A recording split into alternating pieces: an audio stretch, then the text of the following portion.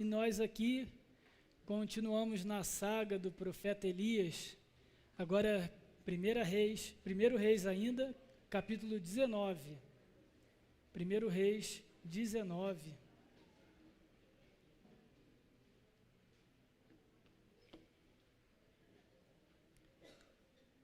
Faremos a leitura até o versículo 18. Primeiro livro dos Reis, capítulo 19, assim diz a palavra do Senhor. Acabe fez saber a Jezabel tudo quanto Elias havia feito, e como matara todos os profetas à espada. Então Jezabel mandou um mensageiro a Elias a dizer-lhe: façam-me os deuses como lhe aprouver, se amanhã, a essas horas, não fizer eu a tua vida como fizeste a cada um deles. Temendo, pois, Elias, levantou-se e para salvar a sua vida se foi, e chegou a Berseba, que pertence a Judá, e ali deixou o seu moço. Ele mesmo, porém, se foi ao deserto, caminho de um dia, e veio e se assentou debaixo de um zimbro, e pediu para si a morte, e disse: basta, toma agora, ó Senhor, a minha alma, pois não sou melhor do que os meus pais. Deitou-se e dormiu debaixo do zimbro, e eis que um anjo o tocou e lhe disse: levanta-te e come. Olhou ele e viu, e junto à cabeceira, um pão cozido sobre pedras em brasa, e uma botija de água. Comeu, bebeu e tornou a dormir. Voltou segunda vez o anjo do Senhor, tocou-o e lhe disse: levanta-te e come, porque o caminho te será sobremodo longo. Levantou-se, pois, comeu e bebeu, e com a força daquela comida, caminhou 40 dias e 40 noites até Horebe, o monte do Senhor, o monte de Deus. Ali entrou numa caverna, onde passou a noite, e eis que lhe veio a palavra do Senhor e lhe disse: que fazes aqui, Elias? Ele respondeu: tenho sido zeloso pelo Senhor, Deus dos exércitos, porque os filhos de Israel deixaram a tua aliança e derribaram os teus altares e mataram os teus profetas à espada, e eu fiquei só e procuram tirar-me a vida. Disse-lhe Deus: sai e põe-te neste monte perante o Senhor. Eis que passava o Senhor, e um grande e forte vento fendia os montes e despedaçava as penhas diante do Senhor. Porém o Senhor não estava no vento. Depois do vento, um terremoto, mas o Senhor não estava no terremoto. Depois do terremoto, um fogo, mas o Senhor não estava no fogo. E depois do fogo, um cício tranquilo e suave. Ouvindo Elias, envolveu o rosto no seu manto, e saindo-se, pôs à entrada da caverna. E eis que lhe veio uma voz e lhe disse: que fazes aqui, Elias? E ele respondeu: tenho sido em extremo zeloso pelo Senhor, Deus dos exércitos, porque os filhos de Israel deixaram a tua aliança, derribaram teus altares e mataram os teus profetas à espada, e eu fiquei só, e procuram tirar-me a vida. Disse-lhe o Senhor: vai, volta ao teu caminho para o deserto de Damasco, e chegando lá, unge a Hazael, rei sobre a Síria. A Jeú, filho de Ninsi, ungirás rei sobre Israel. E também Eliseu, filho de Safate, de Abel-Meolá, ungirás profeta em teu lugar. Quem escapar à espada de Hazael, Jeú matará. Quem escapar à espada de Jeú, Eliseu o matará. Também conservei em Israel 7.000, todos os joelhos que não se dobraram a Baal, e toda a boca que não o beijou. Até aqui a palavra do Senhor. Feche seus olhos. Senhor, nosso Deus e Pai, a Tua palavra é verdadeira, a Tua palavra é sincera, a Tua palavra nos mostra o mais íntimo da nossa alma. Fala ao coração da Tua igreja, encha-nos do Teu Espírito Santo, para que possamos, Senhor, reconhecer que o Senhor é a nossa força, que a nossa paz vem do Senhor, que o nosso propósito é dado pelo Senhor, e por isso não precisamos nos desesperar na vida, seja quais forem as circunstâncias, dá-nos essa graça, essa noite, através da exposição da Tua palavra, viva e poderosa, em nome do Senhor Jesus. Amém.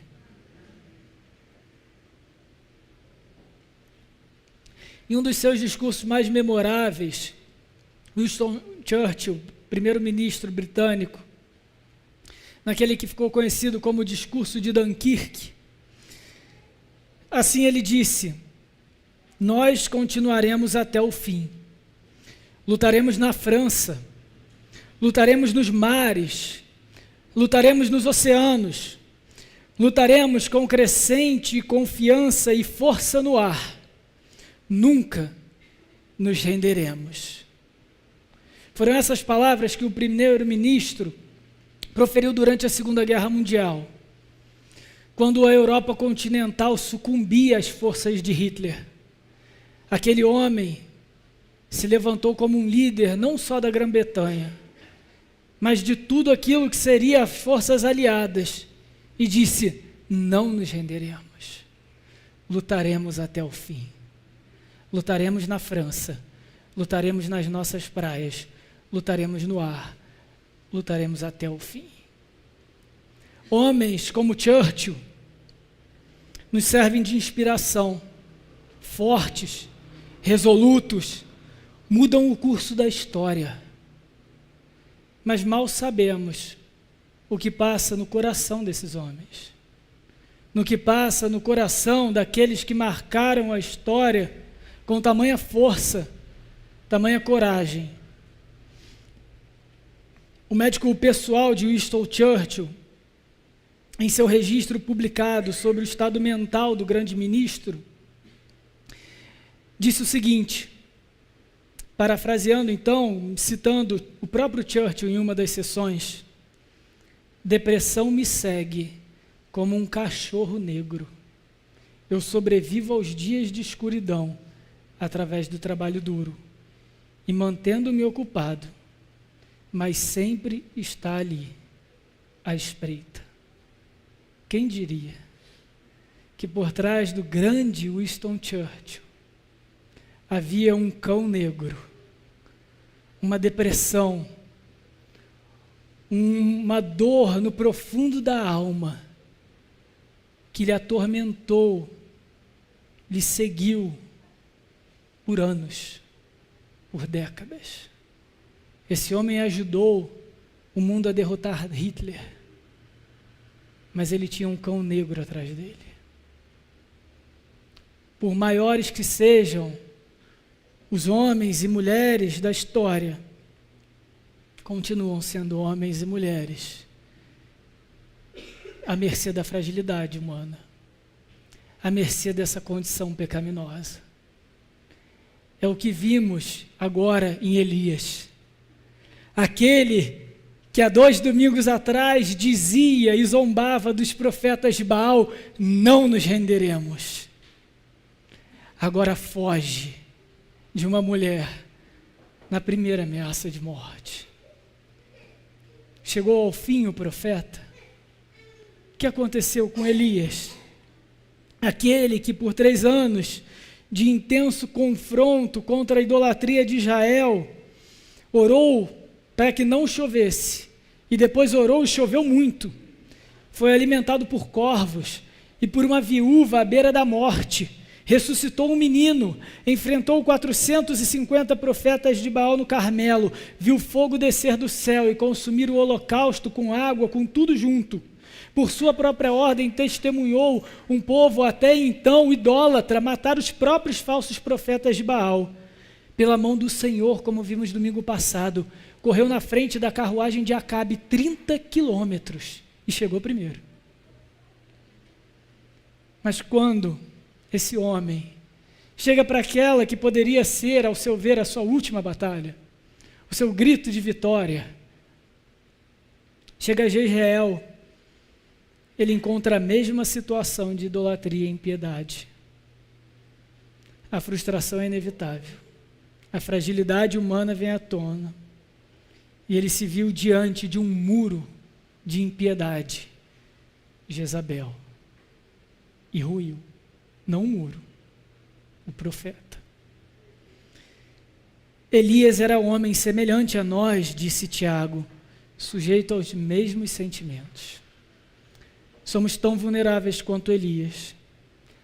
Há momentos na nossa vida, e talvez você hoje esteja assim, sentindo-se perseguido como Churchill, um cão negro à sua cola, sempre o seguindo.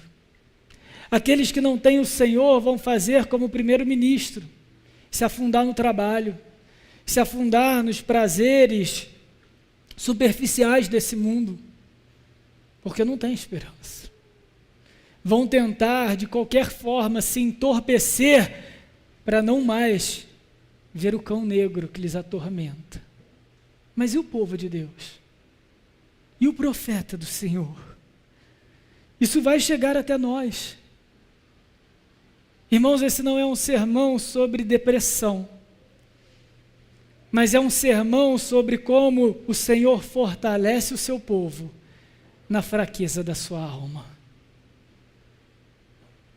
Seja você num estado de depressão, seja você numa frustração, numa ansiedade, num medo, numa insegurança, numa agonia, tudo aquilo que nos segue como um cão negro. A palavra do Senhor nos atende hoje. Hoje veremos que o profeta chegou ao seu limite. E o que o Senhor fez? E esse é o tema do nosso sermão. O Senhor fortalece o seu povo e renova o nosso propósito. Primeiro ponto, quando então precisamos ser fortalecidos? Quando chegamos a esse ponto? Vimos o profeta Elias, como disse, correndo até Jezreel, uma cidade do Reino do Norte. Não era a capital do reino, a capital do Reino do Norte era Samaria, mas Jezreel era a cidade, a habitação da família real. Era onde Acabe e sua esposa Jezabel moravam. Então era praticamente o centro do poder daquele império, daquele reino.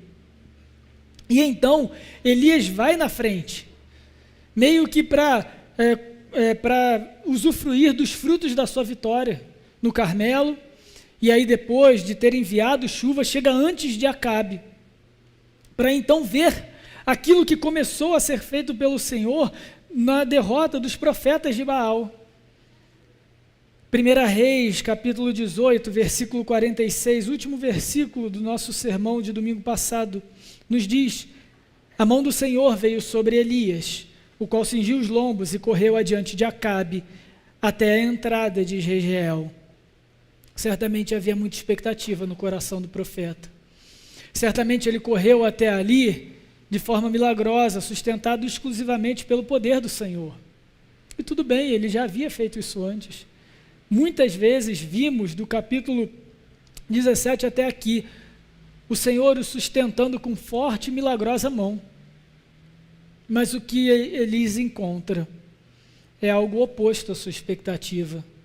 Jezabel, esposa de Acabe, é aquela responsável por trazer a idolatria a Baal para o povo de Deus, para o Reino do Norte. É resoluta. É tão firme quanto Elias. Versículo 1, então, do capítulo 19. Acabe fez saber a Jezabel tudo quanto Elias havia feito, como matara todos os profetas a espada. Então Jezabel mandou mensageiros a Elias e disse: faça-me os deuses como lhe aprouver, se amanhã a estas horas não fizer eu a tua vida como fizeste a cada um deles. E sabemos que o povo dilacerou os profetas de Baal. E o que Jezabel está falando é o seguinte: olha só, você acha que eu fiquei com medo do que você fez até aqui? E que eu tenho medo do seu Deus? Nem que eu morra, mas amanhã eu vou fazer o que você fez com meus profetas. Nada mudou. Elias fez tudo segundo a palavra de Deus. Nesses pouco mais de 3 anos, ele foi testemunha de uma ação poderosa e sobrenatural, tanto na natureza quanto no próprio povo. A sua pregação foi fiel à palavra, ele perseverou em oração, suas orações foram ouvidas, foram atendidas, mas aos olhos do profeta, nada surtiu efeito. De fato, no Monte Carmelo, o povo se voltou contra os profetas de Baal em obediência à lei de Deuteronômio, quando assim Elias mandou que o povo os matasse. Mas quando Elias chega em Jezreel, a situação é diferente. O poder político de Jezabel continua em todo vapor. Parece que o que aconteceu no Carmelo permaneceu no Carmelo. Era esperado, obviamente, que o povo se levantasse contra aquela monarquia idólatra. Que aquilo que começou fosse definitivo, agora por parte do povo. Uma vez que ele declarou em alto e bom som que o Senhor é Deus. Mas na hora em que finalmente precisava ser vista a mudança geral, nada foi feito. Acabe continua escravizado por Jezabel. E Jezabel continua dominando o reino do norte, o reino de Israel, na sua idolatria, no seu ódio. Talvez Elias pudesse até imaginar um arrependimento da parte de Jezabel ou um medo de Yahvé. Nada. Nada. E é esse muro de incredulidade que faz o profeta desabar. Porque ele viu tanto, em tanto tempo, mas aos olhos dele não surtiu todo efeito. A interpretação desse texto é difícil, irmãos, porque nós não podemos ignorar a fragilidade, a realidade humana do profeta, mas também não podemos correr para aquela interpretação fácil e moderna de que Elias estava em profunda depressão. E aí então nos cedemos à tentação de diagnosticar Elias. Por isso que eu disse, esse não é um sermão contra a depressão. Embora, se você procurar no YouTube em 1 Reis 19, você vai ver muito disso. Mas é algo muito maior, porque é sobre o conflito do profeta com o seu próprio ministério, com aquilo que Deus está fazendo ou não no meio do povo, com a incredulidade que ele não consegue vencer, com os falsos deuses que não se dobram, mesmo com ele agindo. É sobre isso tudo. Se nós nos concentrarmos somente no sofrimento de Elias, vamos perder visão do quadro todo. E eu reconheço que a tradução, mais uma vez, não nos ajuda muito. Porque no versículo 3 nós lemos, temendo, pois, Elias levantou-se. Mas essa não é a melhor tradução para esse primeiro verbo. Se fôssemos traduzir ao pé da letra, deveríamos então ler, vendo Elias, levantou-se para salvar a sua vida. Não temendo, vendo. Como assim vendo? A ideia aqui é que Elias viu a situação. Ele viu as circunstâncias em que ele se encontrava. Ele viu que nada foi feito. Ele viu tudo. E correu para salvar a sua vida. Mas também não é simplesmente medo da morte. Porque nós vemos depois, e vamos ver isso nos detalhes do texto, que Elias vai muito mais longe do que precisava para salvar a sua vida. Ao ponto dele pedir para que Deus o mate. E não é o primeiro profeta a fazer isso. E nem foi o último. Então é muito mais do que Elias ficou com medo de Jezabel. Tem algo maior, ele questiona então os próprios frutos do seu ministério. Mas também não devemos correr e dizer, está vendo, Elias foi extremamente arrogante. Há complexidade no coração de Elias. A mistura de sentimentos, como há no nosso. Quando nós nos desesperamos, quando nós ficamos sem reagir, ou quando nós fugimos. Nunca é uma coisa só, não é, irmãos? Dificilmente foi por causa disso que eu agi assim. normalmente é o seguinte: eu não sei porque eu estou assim. Eu não sei porque eu estou sentindo isso. É tanta coisa acontecendo, pastor, que eu não sei nem dizer. Eu acho que eu cheguei no meu limite. Não é assim, irmãos? É assim que está Elias. É muita coisa acontecendo ao mesmo tempo e a gente precisa olhar para o quadro maior. Elias então foge para salvar a sua vida. É interessante aqui que, de novo, nós não podemos correr e achar que Elias agiu em desobediência ao Senhor, porque não é dito que Elias recebeu uma palavra de Deus para ficar em Jezreel. O tempo todo Elias agiu segundo a palavra de Deus. Se Elias fugiu, é muito provável que não houvesse nenhuma palavra do Senhor para mantê-lo ali. Talvez o próprio silêncio do Senhor em não dizer nada. Fujo ou fico? Fujo ou fico? O texto não diz. E isso desespera o profeta também. Quando nós não sabemos o que fazer. Quando o Senhor não diz nada. Ele foge. Certamente, enorme frustração e um sentimento de preservar a sua vida tomaram conta de Elias, mas também foram usados por Deus para levá-lo até o Monte Horebe, o monte de Deus.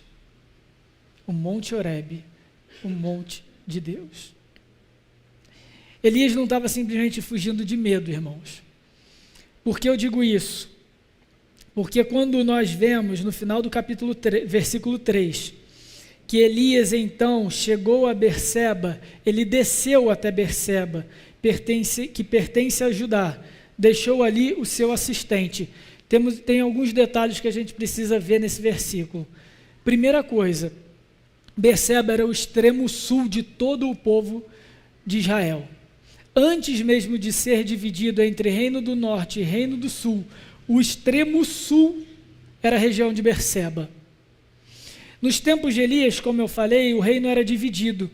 10 tribos ficaram ao norte com a capital Samaria e Judá ficou ao sul com a capital Jerusalém. E aí nós temos então um conflito entre os dois reinos, entre o reino do norte e o reino do sul. Elias foi no extremo sul do reino do sul. Ele estava mais do que seguro das ameaças de Jezabel.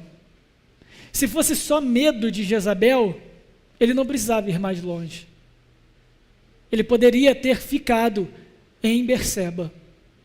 E ali, com certeza, ele seria protegido pelo povo de Judá. Mas não é isso que acontece.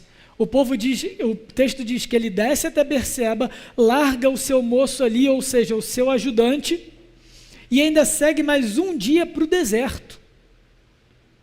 O que isso significa?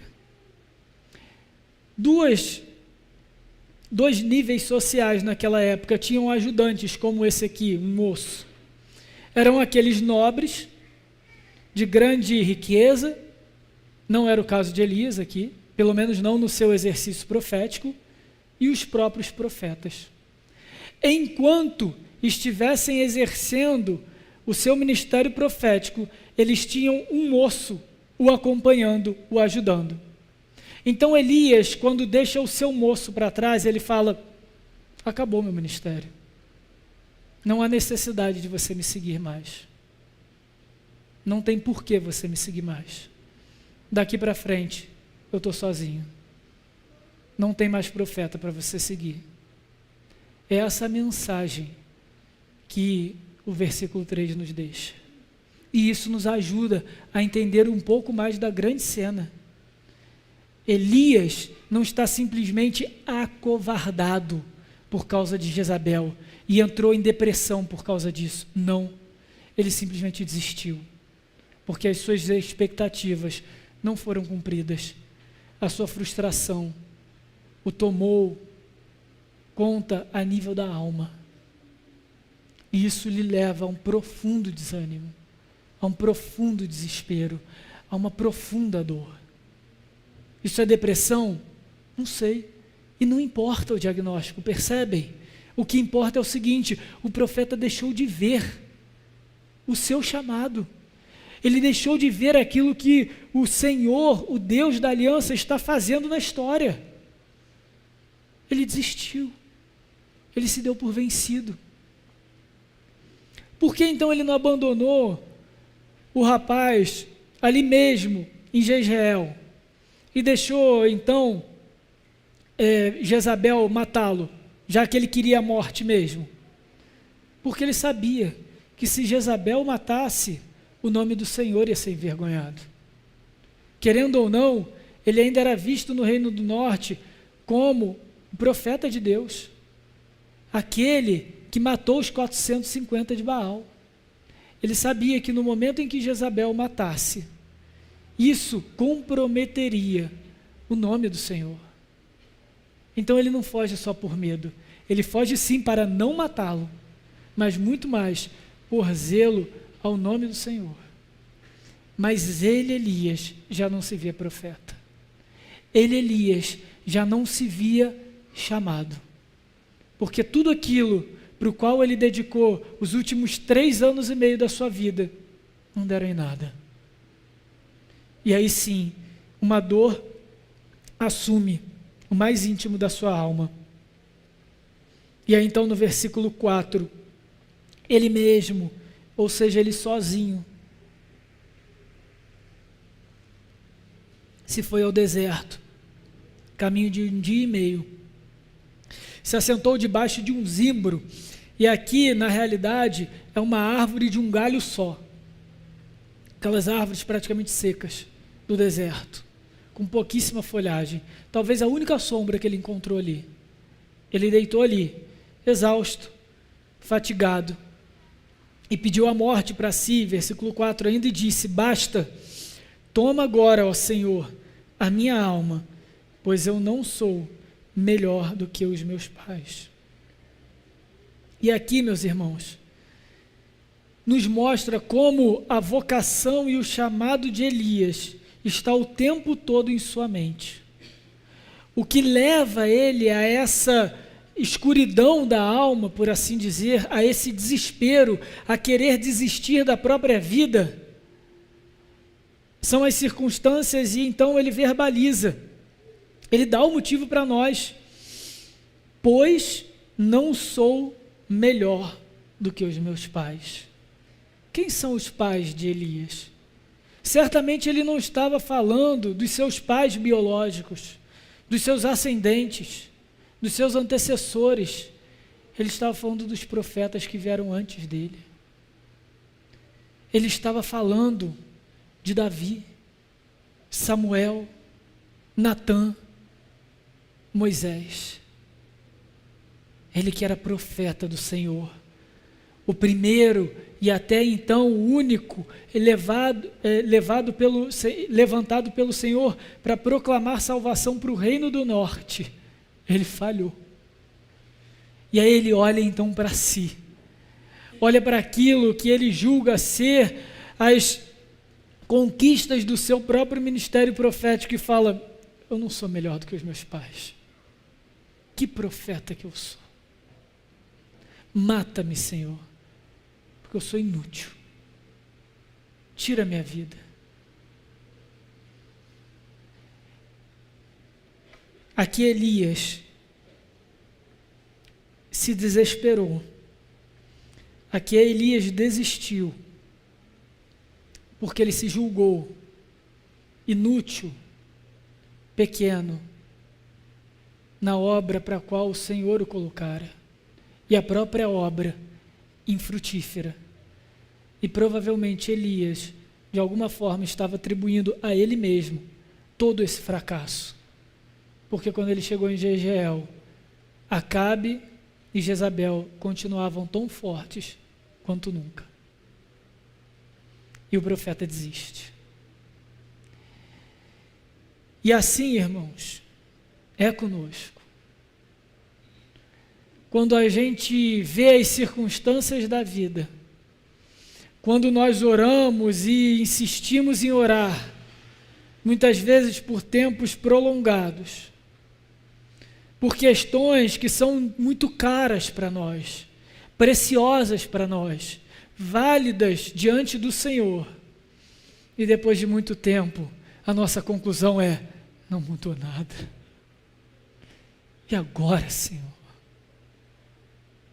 E agora?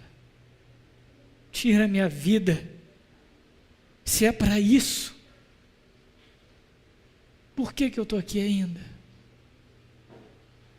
Não foi diferente, irmãos, do clamor da viúva quando perdeu o filho. Lembram-se, no capítulo 17, a viúva já estava à beira da morte, quando Elias a encontra e ela fala: olha, eu não tenho comida, essa daqui vai ser a minha última refeição com o meu menino, e a gente vai comer e morrer. E aí Elias, então, multiplica o azeite, multiplica a farinha, e fica ali mais de um ano ali com ela, até que o menino venha morrer. Qual é o clamor daquela viúva? Por que você fez isso, homem de Deus? Para trazer à minha lembrança o meu pecado? Ela está dizendo: por que você não me deixou morrer naquela hora? Você fez isso tudo, fez esse milagre todo para chegar aqui, não dá em nada, meu filho morrer do mesmo jeito. Pelo menos naquela época eu poderia morrer com ele e não sofreria o luto de perder um filho. Agora estou eu aqui viva, homem de Deus, e o meu filho morto. Foi para isso. Vejam, é um refrão no livro, é um refrão na narrativa de Elias. É para isso. Mata-me, Senhor. Eu disse, não foi o primeiro profeta, porque o livro de Números, capítulo 11,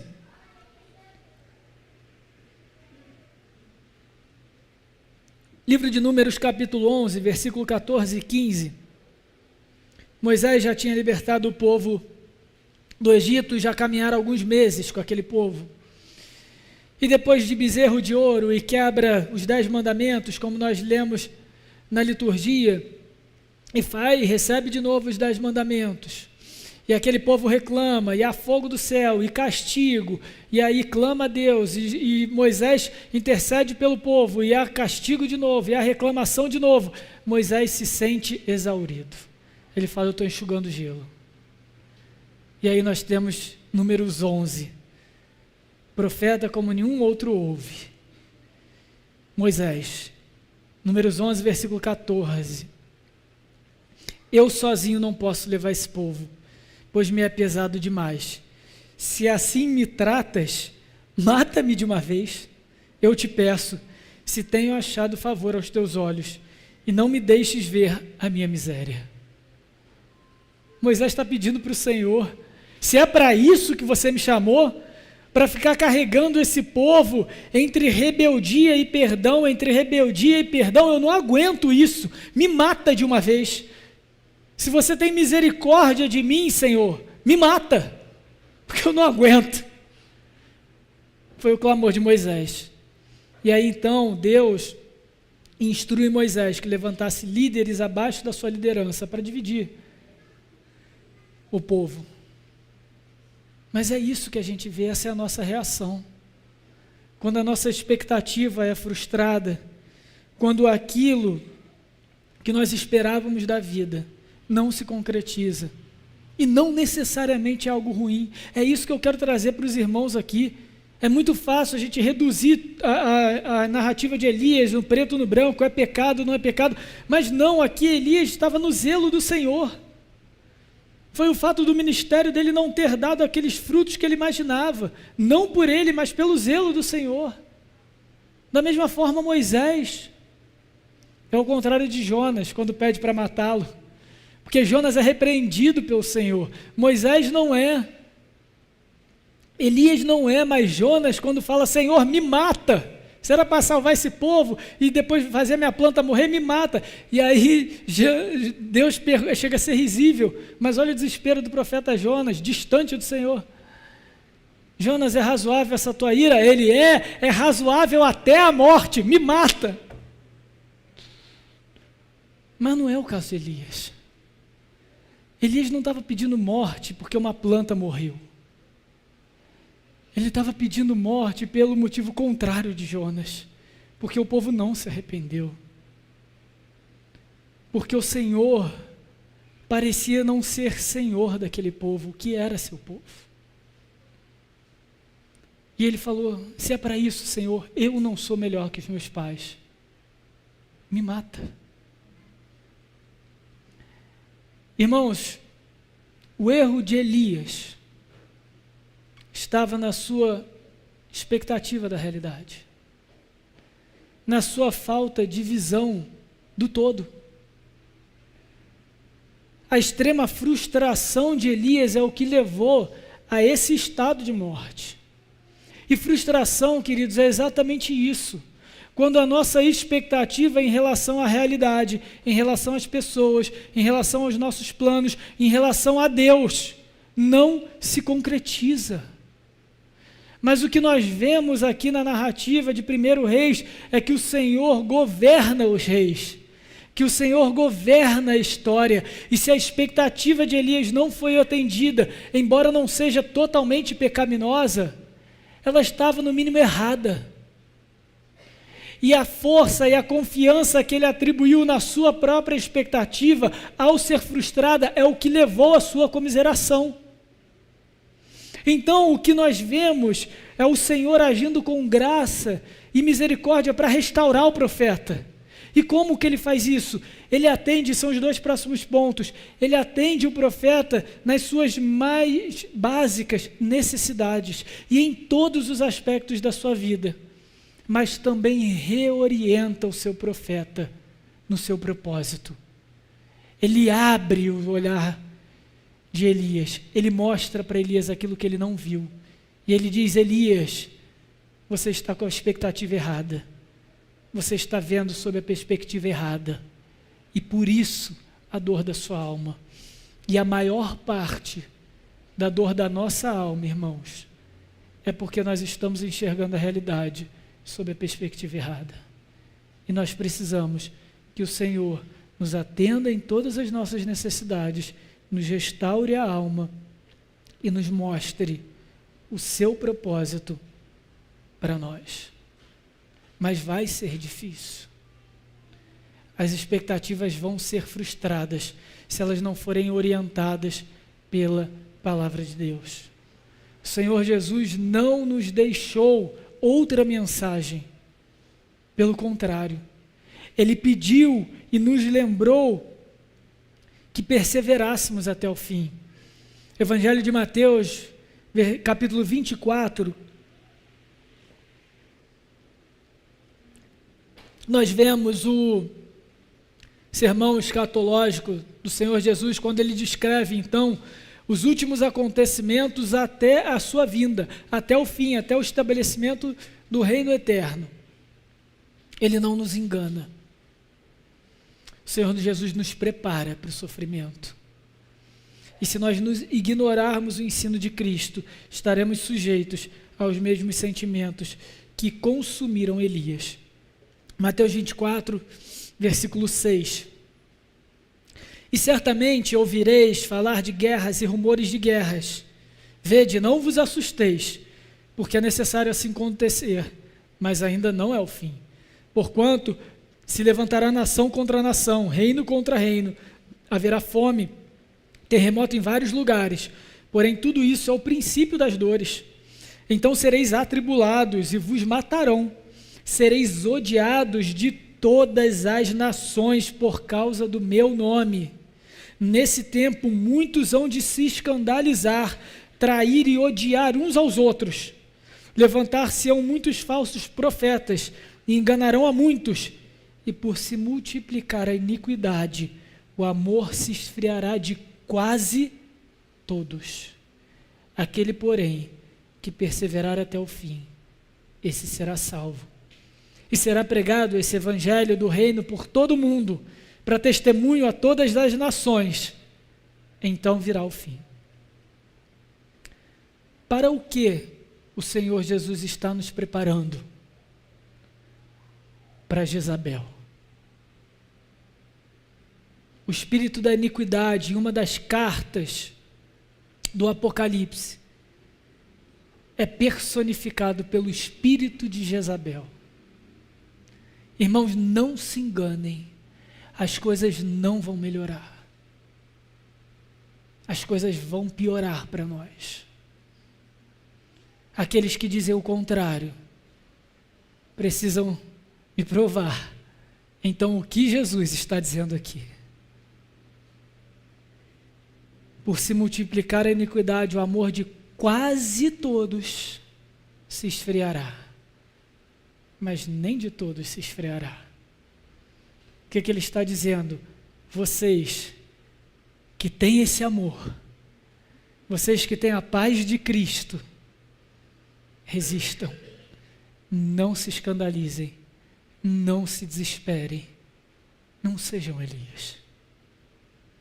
Vão se levantar, Jezabel. Vamos pregar o Evangelho, às vezes dentro da nossa casa, durante anos, décadas, e nada vai acontecer. Mas o Senhor continua sendo Deus. Não se desesperem. O Senhor Jesus Cristo é conosco. O fim virá. O reino vai chegar. Ele vem num cavalo branco, com uma espada que sai da tua boca, de fogo para consumir os reis da terra. Ele vem com grande vitória. Não esperem menos do que isso do Senhor Jesus. Mas não se iludam. Alinhemos as nossas expectativas, porque os dias são maus. Porque os dias são maus. Como eram os dias de Juízes, como vemos e temos visto na escola dominical. Não tinha rei sobre Israel, e cada um fazia aquilo que julgava reto, segundo o seu coração. Resistam, meus irmãos. Perseveremos até o fim na força do Espírito Santo. E o Senhor não abandonou o profeta. E agora ele vai começar a mostrar isso para ele. Mas primeiro o Senhor vai fortalecê-lo no essencial. Afinal de contas, o Senhor nos fortalece em todos os aspectos da nossa vida. O físico e o espiritual, versículo 5.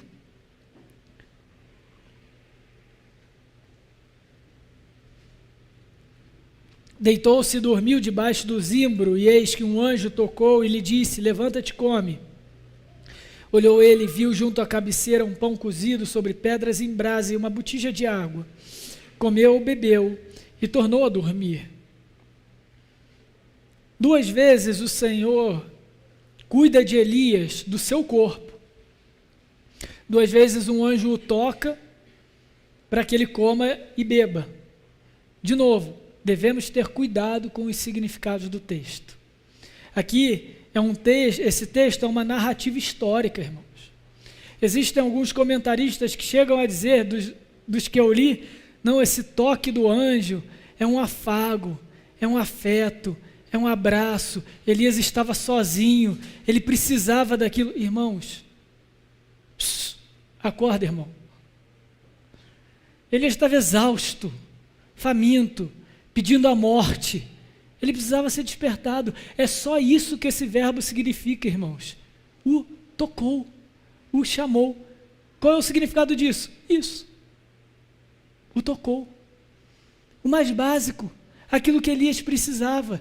A primeira vez Elias estava a 1 dia e meio de viagem, andando, vagando no deserto, sem comida e bebida, estava à beira da morte. Então o Senhor, antes de tratar da alma de Elias, antes de tratar do espiritual dele, ele trata do corpo dele. E o alimenta, o fortalece para que ele não morresse. E é a forma do Senhor dizer: Elias, eu te quero vivo, eu não vou atender a sua oração. Eu ouvi, e a resposta é não. Eu não vou te dar morte, eu vou te dar pão, e eu vou te dar água, porque eu te quero vivo. O seu chamado, o seu propósito ainda não acabou, Elias. Embora você tenha dito que ele acabou, tenha abandonado o seu servo, e tenha dito: eu não sou melhor do que os meus pais. Embora você tenha dito isso tudo para mim, eu digo o contrário. Mas por hora, Elias, só come. E aqui, irmãos, o texto nos dá uma preciosidade, que na graça do Senhor ele sustenta o seu servo no básico, naquilo que de urgente ele precisava. Porque nós não somos só espírito, Nós não somos só seres espirituais, nós somos seres materiais. E o grande erro, o grande equívoco aqui é evitar as interpretações reducionistas do texto. E aqui eu identifico duas delas. A primeira é a interpretação, é a leitura materialista do texto. É aquela que vai procurar um diagnóstico mesmo de Elias. Está vendo? Pela fala dele, pela fome, pelo cansaço, por tudo que ele andou, por tudo que ele fez, então ele estaria sentindo isso, aquilo. Então, com certeza, esse é um quadro de depressão causado por burnout, e aí vem as palavras da moda. Gente, isso é uma leitura moderna, é psicologizar o texto, é achar que o nosso corpo é só biológico, mas ele é biológico. Nós temos necessidades de âmbito material. Nós não podemos levar o nosso corpo ao esgotamento. Mas nos momentos de tristeza, nos momentos até de depressão, nos momentos de ansiedade, nós não podemos achar que somos só biológicos. E as soluções materialistas, reducionistas, materialistas, vão chegar para você e dizer: você está passando por isso? Procura um médico para ele te receitar um remedinho, vai te ajudar a dormir de noite. Eu não estou conseguindo dormir, então toma um remedinho para dormir, a melhor coisa você vai ver se vai ser outro. Mas nós não somos só isso. Ou eu já vi muito isso na minha família, quando alguém morre, aí sempre tem alguém com uma bolsinha, chega perto da viúva: aqui tia, toma esse remedinho para acalmar. Mulher não pode nem viver o luto, não pode nem chorar, não é? Não é assim? Tem sempre um fã da tarja preta para acalmar a viúva. Mas peraí, ela está bem. Não, mas está bem agora. Daqui a pouco, quando chegar em casa, ver as roupas do defunto, aí vai surtar. Então é melhor tomar agora. Não é assim, gente. Está reduzindo o biológico, está reduzindo o material. E com isso eu não estou falando que nós não somos isso. E que não estou falando que não existem casos em que há necessidade disso. Mas eu estou falando, nós não somos só isso. A outra visão reducionista é a moralista, que é aquela que vai achar que tudo é pecado. Está vendo? Então Elias não está sofrendo depressão. Ele está sofrendo isso tudo por culpa do pecado dele. Ele foi ingrato, ele foi incrédulo, ele foi rebelde, e o Senhor está aí castigando Elias, ele está ali levando a morte. Então, todas as vezes que a gente obedece o Senhor, esquece da palavra do Senhor, a gente vai querer a morte. Calma, gente. O homem está exausto. É tudo. Nós somos seres complexos. E aí, qual é a solução moralista? Às vezes você está passando por uma dificuldade, às vezes você está sofrendo na vida, e a melhor palavra que alguém pode te dar é o seguinte: como é que está a sua vida com Deus? Vasculhe o seu coração, vê se não tem um pecado ou um ídolo aí do seu coração escondido. Calma, gente. Eu não estou falando que isso não acontece, me entendam. Eu estou falando aos irmãos tomarem cuidado com a visão reducionista. Então, psicologia é balela, nós não devemos tratar com remédio, tudo é questão espiritual de pecado. Será? No final do ano passado eu estava exausto, esgotado, quase como Elias. Não estava correndo do Carmelo, não conseguia fazer nada, gente. E a palavra de Deus diz que preguiça é pecado, não é? Fui no médico, era carência de vitamina B12. Percebe, irmãos? A gente tem que olhar para nós como seres inteiros, íntegros, na unidade de corpo e espírito. E aqui, para deixar bem claro, irmãos, espírito e alma é a mesma coisa, não há distinção. O Novo Testamento, o próprio Senhor Jesus usa esses termos como intercambiáveis. Então, nós precisamos ver que nós somos a unidade desses dois elementos, corpo e espírito. Abram suas Bíblias em Lucas, capítulo 22, versículo 44. nosso Senhor Jesus, no Monte das Oliveiras, às vésperas de ser entregue à crucificação. O evangelista Lucas, médico que era, registra da seguinte forma: depois que Jesus pediu ao Senhor, ao Pai, Pai, se possível, afasta de mim esse cálice, mas que não seja feita a tua vontade, a minha vontade, mas a tua. Depois disso, passaram a noite toda orando assim. Lucas registra, capítulo 22, versículo 44. E estando em agonia, orava mais intensamente. Esse é o Senhor Jesus, gente, Deus encarnado. E aconteceu que o seu suor se tornou como gotas de sangue caindo sobre a terra. Esse é um estado de extrema ansiedade, em que os capilares arrebentam por causa da pressão sanguínea devido ao estresse. O Senhor Jesus, Deus encarnado. Vamos dizer o quê? Que o Senhor Jesus estava em pecado? Que ele tinha um ídolo no coração? Claro que não. Vamos dizer que ele é Deus encarnado, homem como nós, porém sem pecado algum. Em Gênesis 2:7, não precisa abrir a Bíblia não, eu vou ler. Quando o Senhor formou o homem, é registrado por Moisés: então formou o Senhor Deus ao homem do pó da terra, e lhe soprou nas narinas o fôlego de vida, o sopro de vida, e o homem passou a ser alma vivente. Quando que o homem passou a ser alma vivente? Quando o corpo e espírito se uniram em um só. O que é que a morte do pecado faz? Separa aquilo que foi criado por Deus para ser inseparável. Porque quando morremos em pecado, o corpo vai para o pó e o espírito vai para Cristo. É isso que o pecado faz. Ele separa aquilo que não deveria ser separado. Ele coloca guerra para aquilo que deveria ser unido. E é isso que a gente vive. Se nós não cuidarmos dos nossos corpos, como o templo do Espírito que são, nós sofreremos espiritualmente. E se nós não cuidarmos da nossa alma, o nosso corpo vai sofrer. Não é só pecado, mas também não é só físico. É físico e é espiritual. É isso que o Senhor está dizendo para Elias. Eu preciso te restaurar por inteiro, Elias, porque você está inteiramente destruído. E talvez você esteja assim hoje. E aí a sua oração é: Senhor, me restaura por inteiro. O que no meu corpo eu preciso de restauração?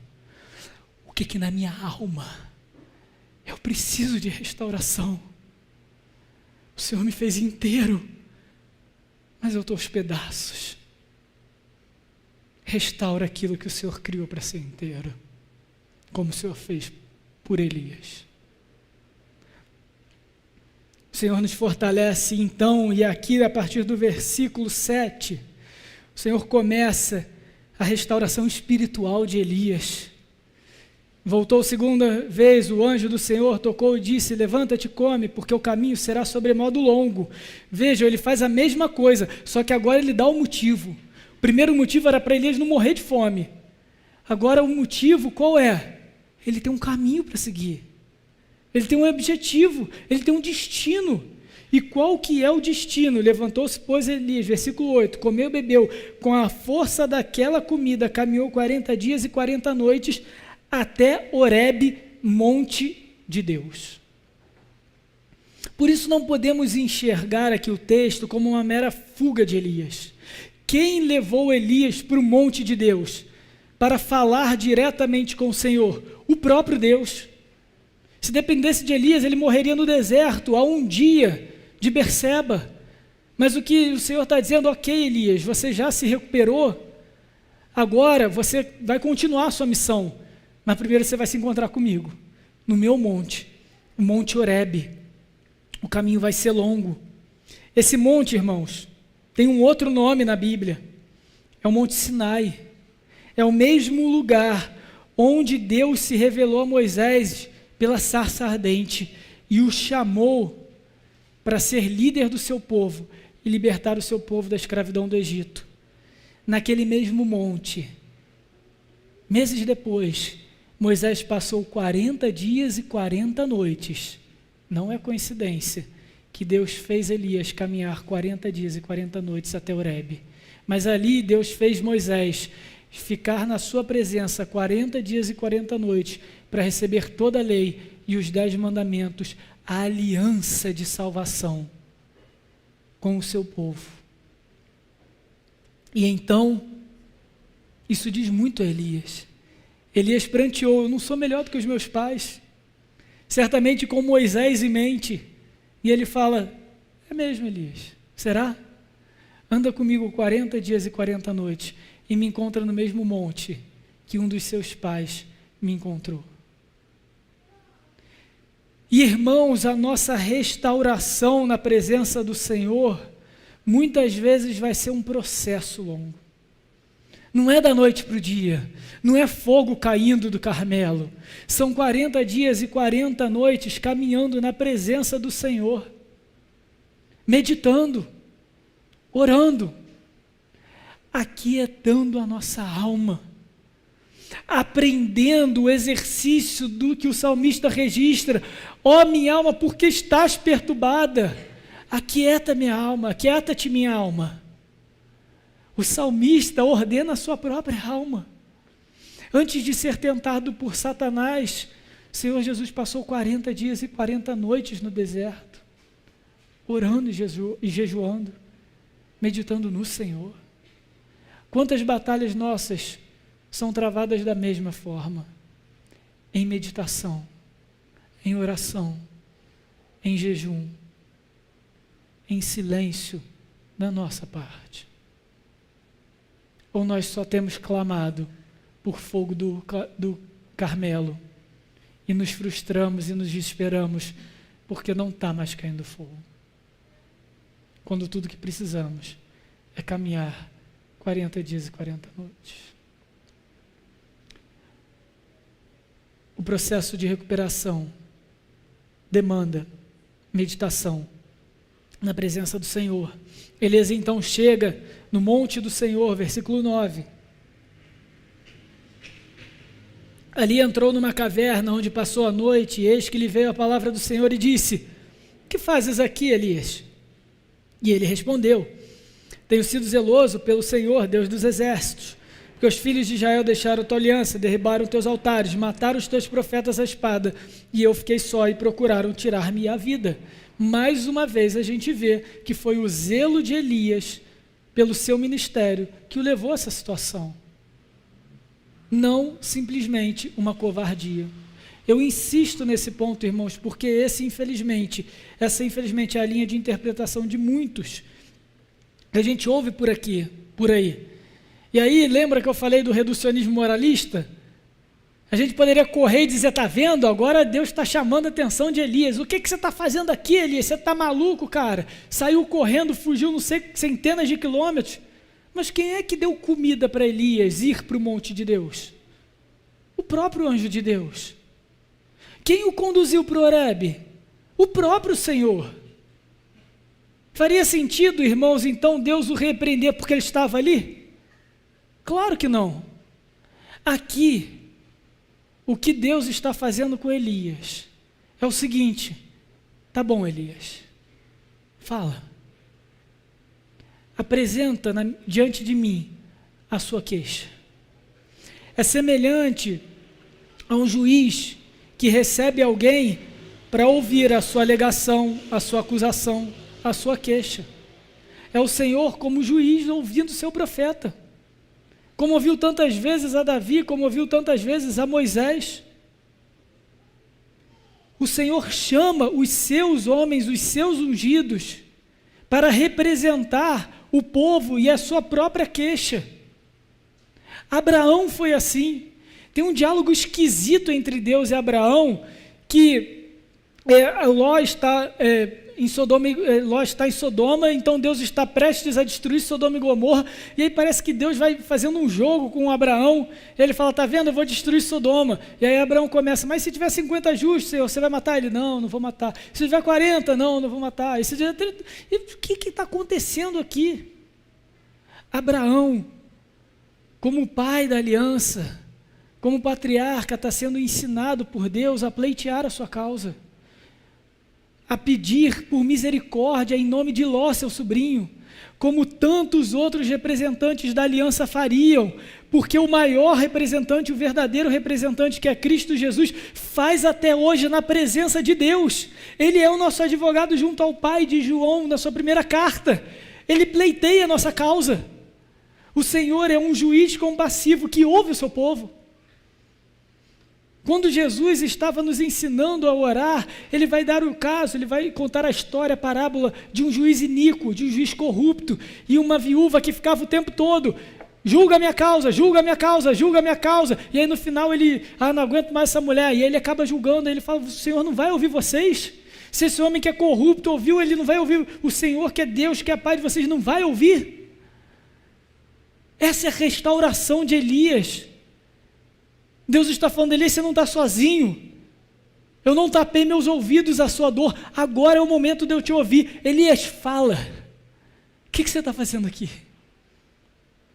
E aí ele então coloca a indignação dele, e Elias não estava totalmente errado, Elias não estava totalmente errado, ele diz, os filhos de Israel deixaram a tua aliança de verdade.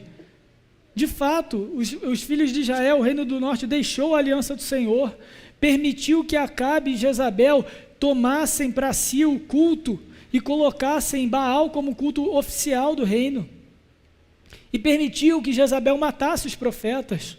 Não houve resistência, não houve insurgência popular, como deveria ter sido feito segundo a lei de Deuteronômio.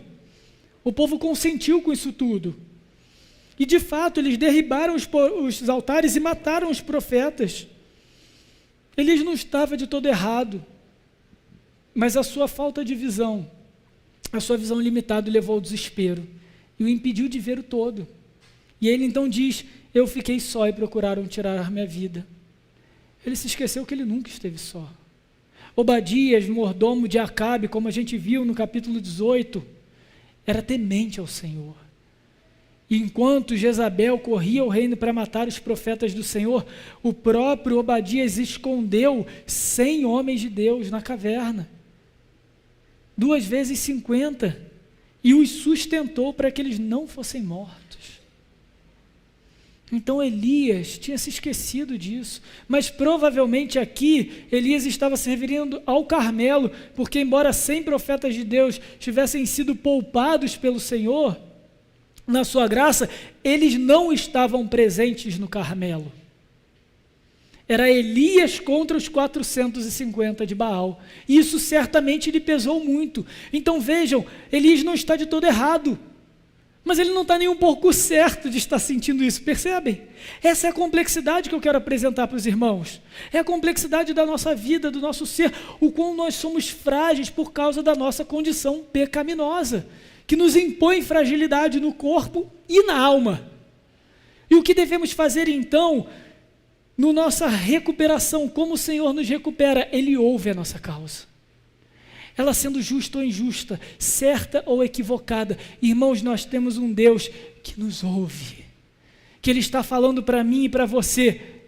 Fala, o que você está fazendo aqui? Na Igreja Presbiteriana de Ouro Branco, domingo, dia 15 de setembro. O que você veio fazer aqui? Não é repreensão.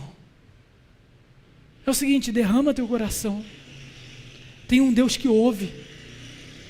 Tem um Deus que é forte e poderoso, que fortalece o teu povo, que anda no seu meio. Como nós vimos no texto de Êxodo, a nossa iniquidade não é suficiente para nos afastar do Senhor, porque onde abundou o pecado, superabundou a graça.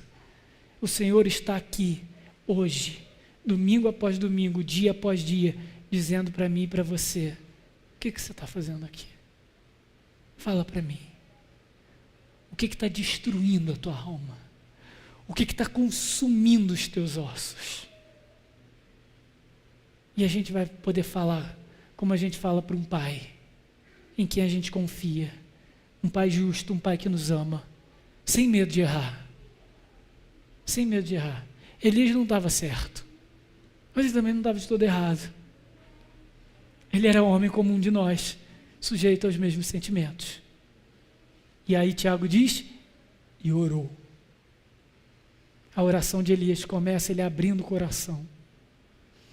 Deus não vai corrigi-lo, mas também não vai soltar confete, elogiá-lo pelo zelo. Ele vai restaurá-lo. E então, vemos o Senhor demonstrando para Elias, se manifestando com grande autoridade. Terminando a restauração do seu profeta, versículo 11. Disse-lhe Deus, sai, põe-te nesse monte perante o Senhor. E eis que passava o Senhor, e um grande e forte vento fendia os montes e despedaçava as penhas, as rochas, diante do Senhor. Porém o Senhor não estava no vento. Depois do vento um terremoto, mas o Senhor não estava no terremoto. E depois do terremoto um fogo, e o Senhor não estava no fogo. E depois do fogo um cício tranquilo e suave. E aqui a gente chegou em outro ponto difícil do texto, que se a gente ficar buscando interpretação demais, a gente derrapa.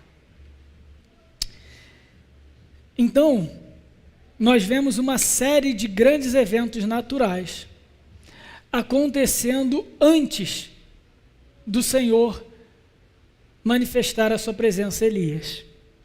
Um vento, um vendaval a ponto de quebrar as rochas daquela montanha, terremoto e fogo. E o tempo todo, 3 vezes o texto diz, e o Senhor não estava no vento, no terremoto, no fogo.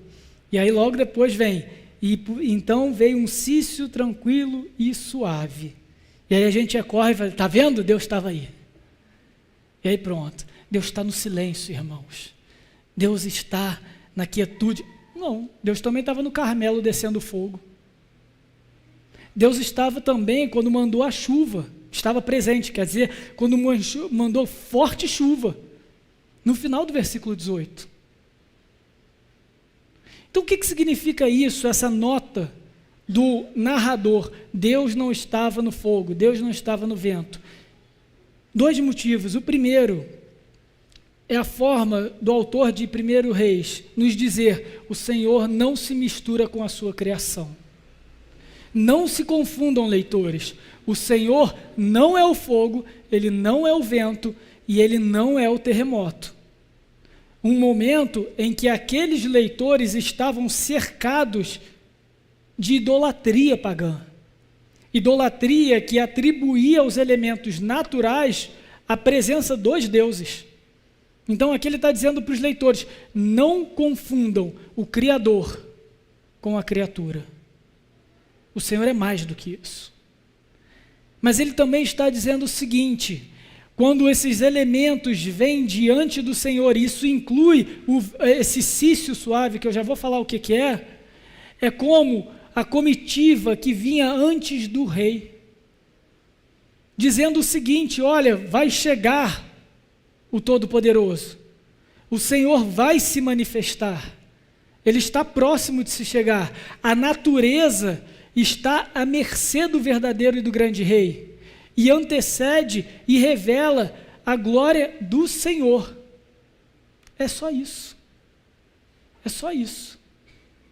E então, vem o tal do cício suave, que não tem nada a ver com silêncio, tá, gente?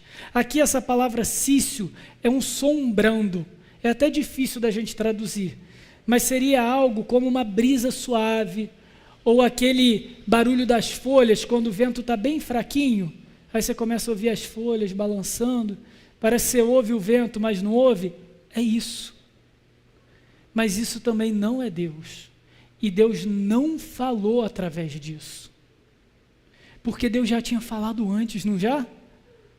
Assim que Elias chegou na caverna, disse Deus, o que você faz aqui, Elias?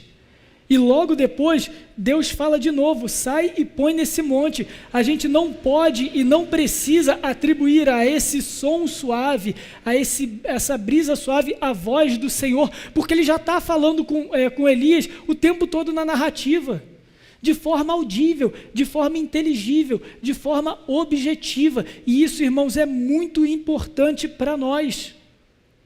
Porque muitas vezes a gente quer ouvir o Senhor de formas sobrenaturais, quando o Senhor vai sempre se manifestar através da sua palavra. A gente está vendo esse ensino desde o capítulo 17, como que o narrador o tempo todo fala, e a palavra de Deus chegou a Elias, e Elias fez segundo a palavra de Deus, e ela sempre chegou a Elias de forma audível, de forma objetiva, nunca de forma sobrenatural, de forma silenciosa, de forma que só Elias ouvisse, não, de forma audível, de forma compreensível e de forma registrável.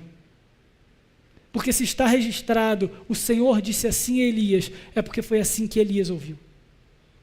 Isso nos dá uma segurança imensa, irmãos, porque hoje não precisamos buscar na quietude da alma, no silêncio da alma, ou no fogo, ou no monte, ou seja lá o que for, a voz do Senhor falando ao nosso espírito de forma que só a gente ouve. Não precisamos disso, temos a palavra. Nós somos o povo da palavra, nós somos o povo da aliança. O Senhor sempre se manifestou assim, e Ele sempre vai se manifestar assim, e isso é o que nos dá segurança. A segurança que Elias teve na sua restauração, no seu fortalecimento, foi a palavra objetiva do Senhor. Não foi porque houve um sopro suave, um silêncio que não é silêncio no espírito de Elias. Não, foi a palavra. E aí então, versículo 13. Ouvindo Elias, ouvindo isso tudo, ele entendeu que a presença do Senhor se manifestava ali. Não que ele estava necessariamente em algum desses elementos, mas que sim, Deus se fez presente ali no Monte Horebe, e ele então envolveu o rosto no seu manto. E com certeza, se ele não tinha associado os 40 dias e 40 noites, talvez ele não estivesse contando, agora ele associou. Porque ele teria lembrado das palavras de Êxodo, capítulo 33, versículos 18 a 20, eu vou ler, irmãos, não se preocupem. Êxodo 33, 18. Então ele disse, ele Moisés, no mesmo monte, rogo-te que me mostres a tua glória. Respondeu-lhe, farei passar toda a minha bondade diante de ti, e te proclamarei o nome do Senhor. Terei misericórdia de quem eu tiver misericórdia, e me compadecerei de quem eu me compadecer. Ou seja, eu vou me revelar para quem eu quiser, Moisés. É isso que Deus está falando aqui. Versículo 20, e acrescentou, mas não poderás me ver a face, porque homem nenhum verá minha face e viverá. Então o Senhor vê a manifestação daquilo que antecede a própria presença de Deus. Como o povo lá embaixo olhava para o alto do Sinai, enquanto Moisés estava lá e via trovões e fogo e grande barulho vindo do monte, e temeu ao Senhor. Mas aquilo não era o Senhor. Aquilo só prenunciava a presença do Deus Todo-Poderoso, Criador dos céus e da terra. Elias entendeu e fez essas associações e cobriu o seu rosto. E aí, então, por fim, a resposta do Senhor. Disse o Senhor, vai e volta ao teu caminho, para o deserto de Damasco. E chegando lá, unge a Hazael, rei sobre a Síria, a Jeú, filho de Ninsi, ungirás rei sobre Israel, e também Eliseu, filho de Safate, de Abel-Meolá, ungirás profeta em teu lugar. Todo o sofrimento de Elias se deu pela sua falta de propósito, porque julgou que o seu ministério tinha acabado, foi inútil. O que o Senhor faz para restaurar Elias? Está aqui o teu propósito, Elias. Você ainda é meu profeta. Você nunca deixou de ser. Porque naquele tempo, os profetas tinham duas funções: ungir os reis e ungir outros profetas. E o Senhor ordena isso a Elias: unge 2 reis e unge o teu sucessor, porque você ainda é meu profeta. Você continua sob meu domínio. Você continua com um propósito. Você desistiu antes da hora errada. Você desistiu na hora errada, antes do juiz apitar o fim do jogo. Tem muito jogo ainda pela frente, Elias. Você não está vendo o todo. Eu sou o Senhor da história. E é mais especial ainda quando Deus ordena, melhor dizendo, que Elias unja Eliseu. Porque ele está dizendo o seguinte: você não só continua sendo meu profeta, sob minha autoridade, como o seu exercício vai continuar no meio do povo. Eu não vou deixar de revelar minha palavra. Eu vou continuar agindo, mesmo quando você não estiver aqui, Elias. Nada foi perdido, outros vão continuar a sua luta, outros vão continuar o seu ministério, outros vão continuar aquilo que você não vai continuar. Não desista, porque eu sou o Senhor. É isso que Deus está falando para Elias, que Ele é o Senhor da história, que Ele quem governa a história do seu povo, que Ele quem tem autoridade. Ele dá esperança, e Ele diz mais: Elias, você está aí revoltado, porque o povo matou os meus profetas, e porque o povo se curvou a Baal, você está clamando por justiça.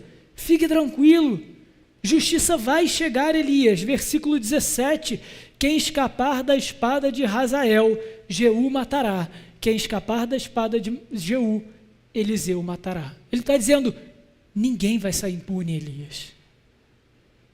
Eu estou vendo tudo. Eu estou vendo. Eu estou vendo tudo. Se acalma, Elias. Não precisa de desespero. O Senhor corrige o coração do seu profeta, do seu servo, quando ele lhe mostra a realidade maior, que ele continua no governo da história. E por fim, ele continua fiel à aliança. Elias temia que o povo fosse dizimado. E então a palavra de Deus não seria cumprida. A salvação não seria cumprida. Mas por fim Deus ainda fala no versículo 18: Elias, você sabe de nada. Versículo 18: também conservei em Israel 7.000, todos os joelhos que não se dobraram a Baal e toda a boca que não o beijou. Os meus eleitos permanecem, corações permanecem firmes, sofrendo o que você está sofrendo, tendo o mesmo zelo que você, clamando por justiça como você. Você não está sozinho. O meu povo continua sendo preservado. Irmãos, nós, povo da aliança, continuamos sendo preservados. Não estamos sozinhos na nossa fé, não estamos sozinhos na nossa luta, não estamos sozinhos na nossa busca por justiça, não estamos sozinhos no nosso conflito contra a incredulidade desse mundo. O Senhor permanece fiel à sua aliança. E Elias precisava da palavra do Senhor para lembrar disso tudo. O Senhor não terminou de agir quando o profeta Elias se desesperou. Pelo contrário, a salvação viria muito depois do profeta. 8 séculos e meio depois, para ser exato. Só que agora, Elias, no monte, não esse, Monte Tabor, se encontrava com Moisés, seu pai, no ministério profético. E Moisés e Elias se encontraram com Cristo no Monte da Transfiguração. E ali é dito pelo evangelista que o Senhor, que ali eles conversavam sobre o êxodo de Jesus, sobre a sua morte na cruz. Elias viveu para ver a salvação em Cristo Jesus. Aquele profeta que um dia se deitou no meio do deserto e pediu a morte, ironia do destino, nem viu a morte. Ainda chegaremos, mas eu vou dar o spoiler. Subiu num redemoinho, acompanhado por uma carruagem de fogo, e não viu a morte. Aquele que um dia pediu a morte, e Deus parece que para mostrar para Elias, eu não vou te dar a morte, nunca. Hoje, pode ser que você tenha pedido a morte. Algum momento da sua vida, você pode ter pedido a morte. Mas lembre-se que o Senhor Jesus está dizendo, eu não vou te dar a morte, porque eu te dei a minha morte para que você viva. Então você não vai ver a morte, porque Cristo é aquele que é maior que Elias. Feche seus olhos.